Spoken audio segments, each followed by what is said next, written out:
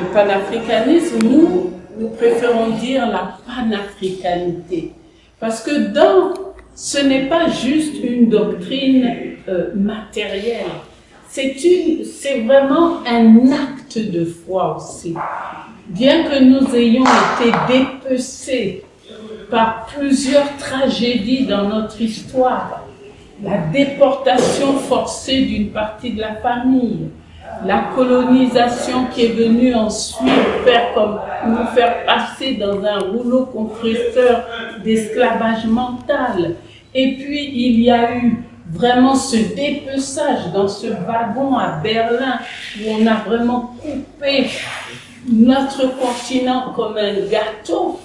Eh bien, nous allons quand même, malgré tout ça, grâce à l'amour qui n'est jamais mort entre nous et avec nos alliés de l'humanité, eh bien, nous allons reconstituer l'unité.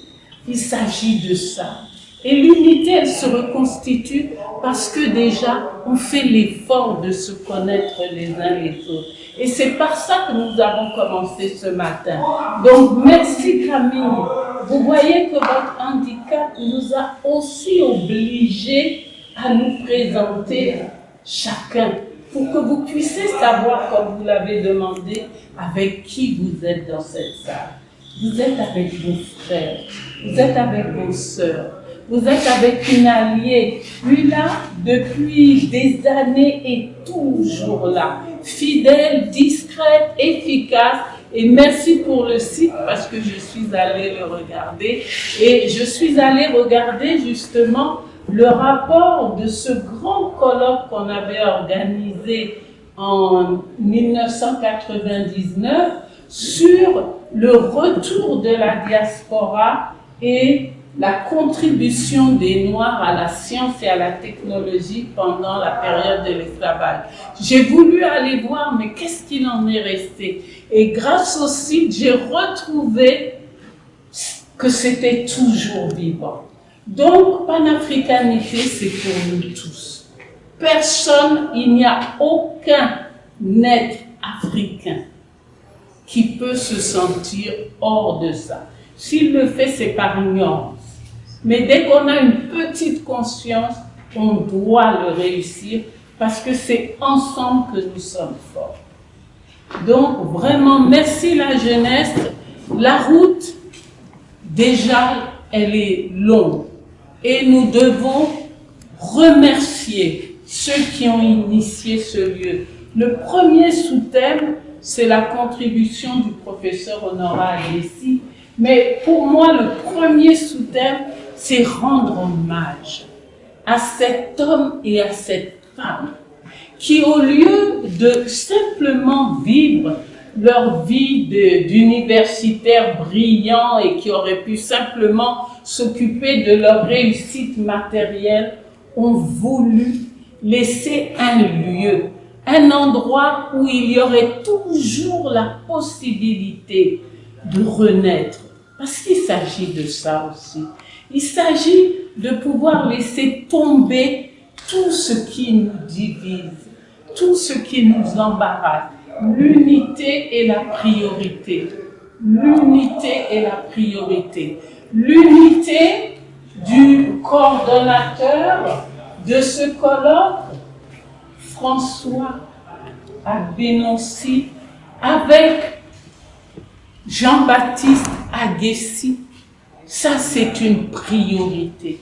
Parce que c'est à partir de ça que nous pouvons construire ensemble et nous assurer que cet effort, ces sacrifices, parce que pour construire ça, même s'ils étaient des grands universitaires, ils avaient des postes, il fallait faire des sacrifices, il fallait faire des choix. Nous avons connu le professeur Agassi à l'époque. Il avait une voiture qui avait déjà, je crois, 18 ans et il la bichonnait pour ne pas avoir à dépenser d'argent, aller acheter une autre voiture. Alors que d'autres auraient voulu chaque année acheter la nouvelle marque, la publicité. Donc il y avait des sacrifices. J'ai eu à vivre. Quand nous sommes arrivés, nous avons eu à vivre chez eux. Nous avons vu la sobriété de leur vie. Il n'y avait aucun gaspillage. Vous voyez? Donc, il faut savoir que quand nous leur rendons hommage, ce n'est pas simplement à leur titre. Nous rendons hommage à leur qualité d'être, à ce don qu'ils nous ont fait pour qu'aujourd'hui nous soyons assis ensemble dans cette place. Et je comprends très bien pourquoi Ulla, quand elle est venue la première fois, aussi déjà il y avait ce lien familial puisqu'elle est l'épouse du grand frère du professeur, mais aussi cette fascination de voir des êtres qui disent « mais nous avons tous le pouvoir de faire quelque chose. Nous avons tous le pouvoir de changer les choses. Arrêtons de dire c'est le gouvernement qui n'a pas, c'est les aînés qui n'ont pas. » Non, chacun a porté une pierre. Et surtout nous, Africains, quand on commence à connaître notre histoire, quand on voit le prix qui a été payé pour que nous soyons libres, libres déjà dans nos esprits. Rien qu'à cause de ça, on se dit, mais ils avaient beaucoup moins que nous. Aujourd'hui, on peut communiquer, moyens technologiques, envoyez-moi telle photo. À l'époque, c'était pas comme ça. Donc, le chemin a été balisé pour nous. Jean-Baptiste, idée là. Idée n'appartient pas à une famille. Idée appartient à une famille aussi, ça c'est vrai, mais appartient à une cause, appartient à la renaissance d'un continent, appartient à tous ceux qui veulent additionner leur lumière, leur intelligence pour que vraiment partout dans le monde, on soit de nouveau respecté. Parce que tant que notre continent n'est pas fort, qui qu'on soit hors du continent, vous avez vu l'histoire de George Floyd, non? On a tous vécu ça, impuissant en plein 2020 ou 21, je me souviens même plus dans ce temps. Mais récemment, là, on a tous vécu ça. Et pourquoi? Parce que notre continent n'a pas réaffirmé qu'il est un continent fort.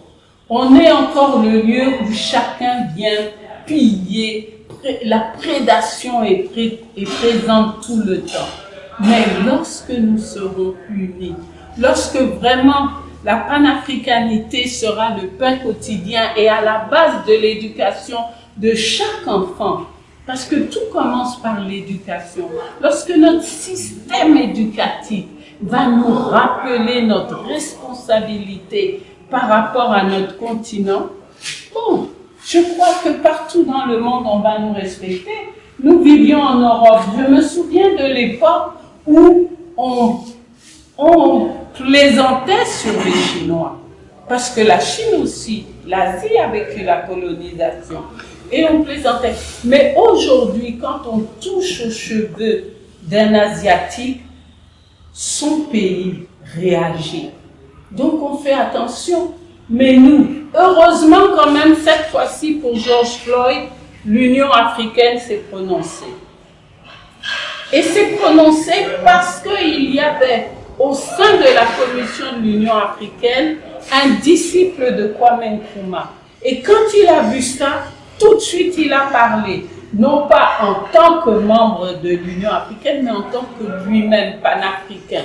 Donc, le président de l'Union africaine, lui aussi, a pris position au nom de l'Union africaine. Et nous remercions Dieu parce que enfin, on a vu que si tu es hors du continent, tu n'es quand même pas orphelin. Et il faut que de plus en plus, l'Afrique se prononce. Qu'elle se prononce sur tout ce qui la concerne. Que nous arrêtions de laisser les autres nous dire « il faut faire ceci, il faut faire cela, ou c'est comme ça ». Et c'est venu par étapes. Et le professeur Honorat Agassi est une des personnes qui ont fait qu'on a commencé à chercher à savoir, mais qu'est-ce que les Africains pensent eux-mêmes? qu'est-ce que les Africains disent? Parce que nous devons prendre position sur ce qui nous concerne. Mais prendre position, ça veut dire aussi responsabilité. Et ça veut dire travail.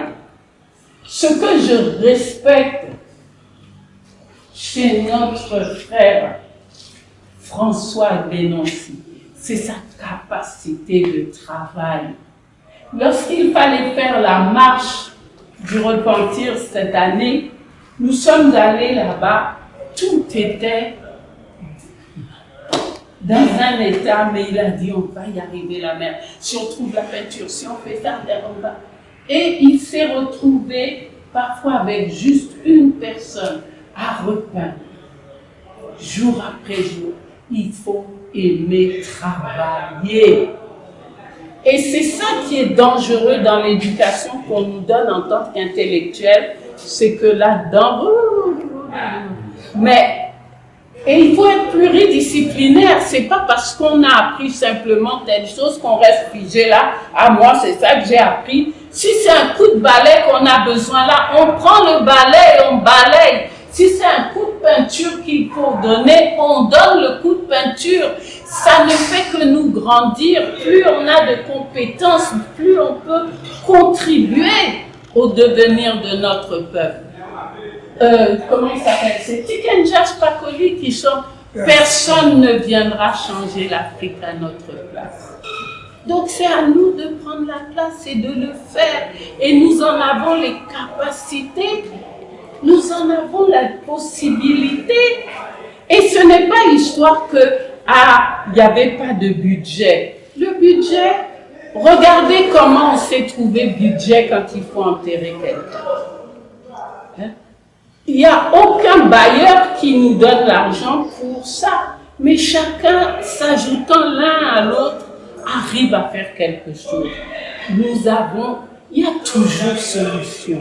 Et c'est ça que le professeur Aguessi et Dada Aguessi, Béatrice, c'est ce qu'ils nous ont appris. Je sais que parfois le colloque devait avoir lieu. Il n'y avait pas d'argent.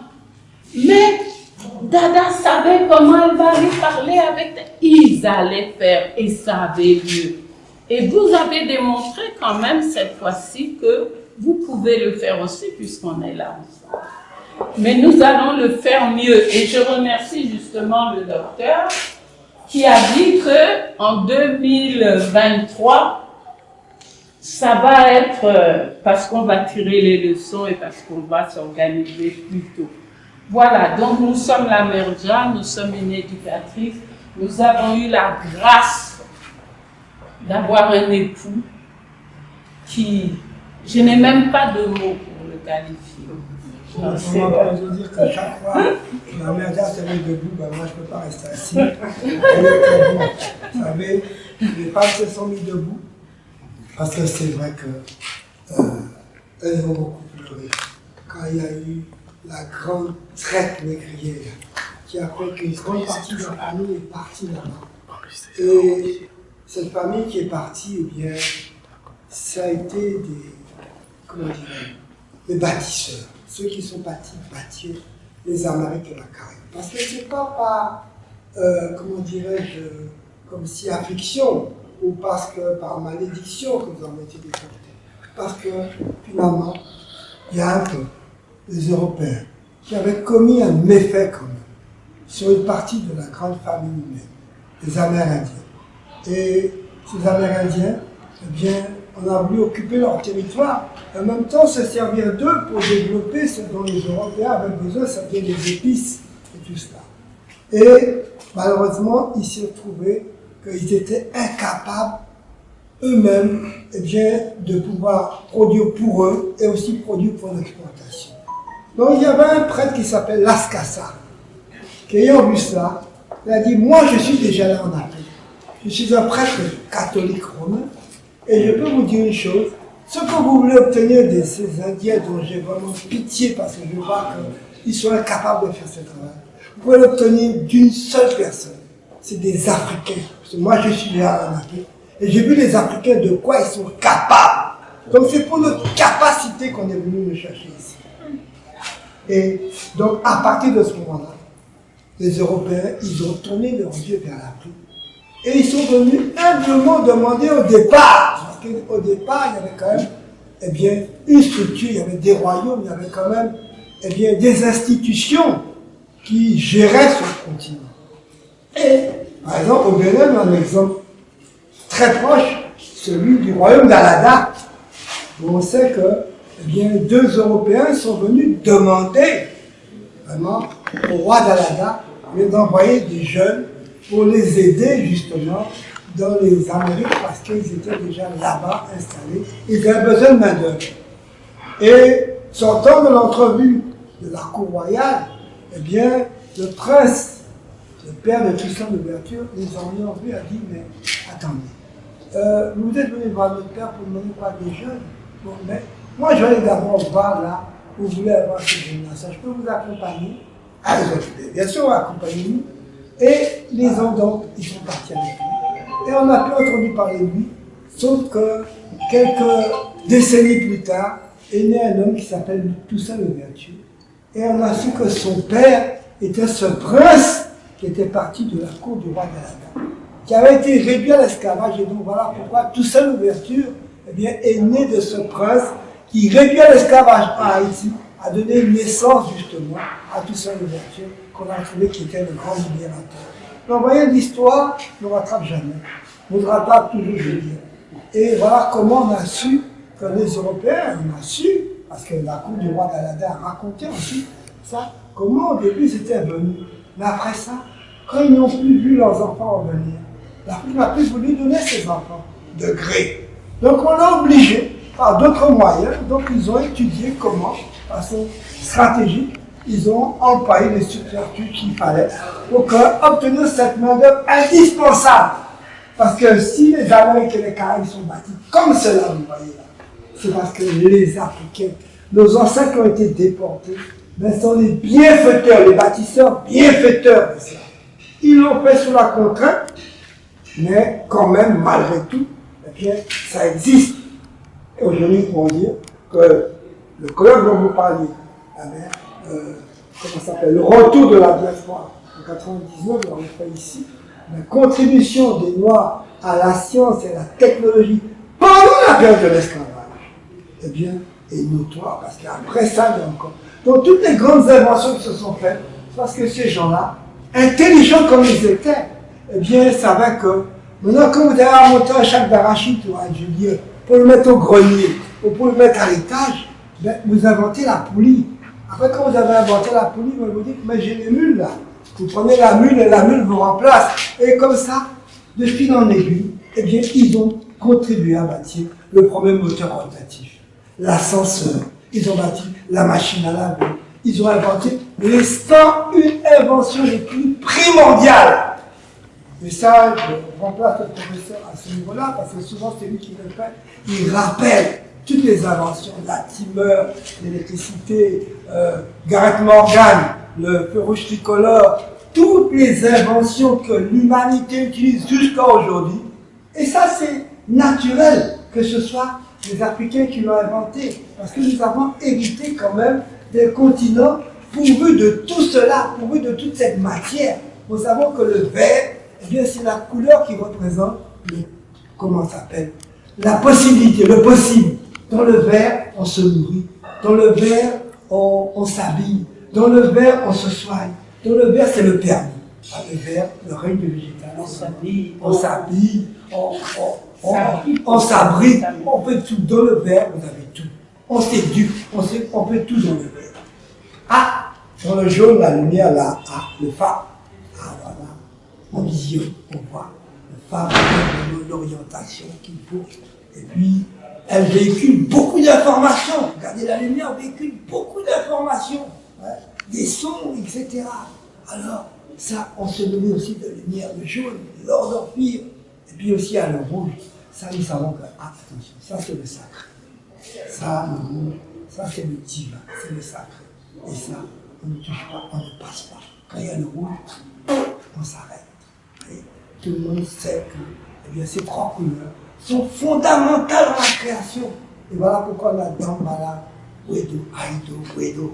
Et tout cela, eh bien, fait qu'aujourd'hui, quand je lis, quand nous lisons Institut de développement et d'échange endogène, pour moi, c'est un plan, c'est une feuille de route. Ça veut dire que nous avons, tu vois, institué notre développement sur l'échange, le partage et de notre endogénéité, de notre patrimoine, vous voyez, vraiment, comment on appelle ce patrimoine, déjà on dit, le patrimoine inestimable que Dieu nous a donné, qui est cette création, ce continent, l'Afrique.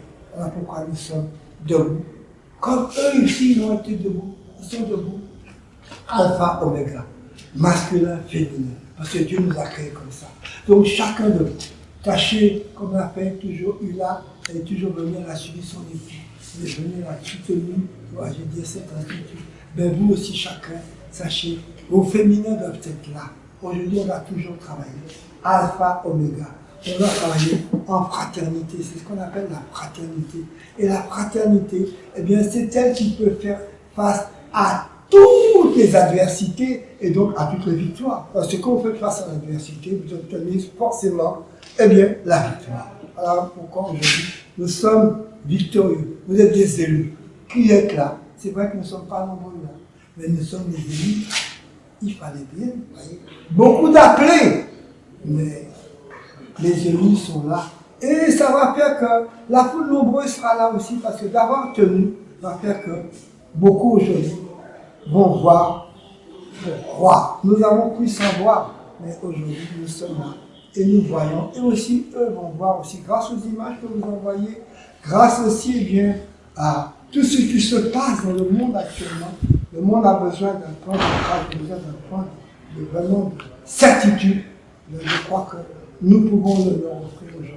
L'Afrique l'offre, Dieu nous l'offre, eh bien, en ce jour que la vision eh bien, de l'unité soit et que nous puissions accomplir eh bien, la sainte et grande volonté de notre Créateur. Que nous soyons de nouveau l'Afrique soit vraiment, comme dit le professeur Souvent, eh bien, d'où partira toujours quelque chose de nouveau, mais pour toute l'humanité. Pour toute l'humanité. C'est ça. Camille, Camille, vous l'avez dit.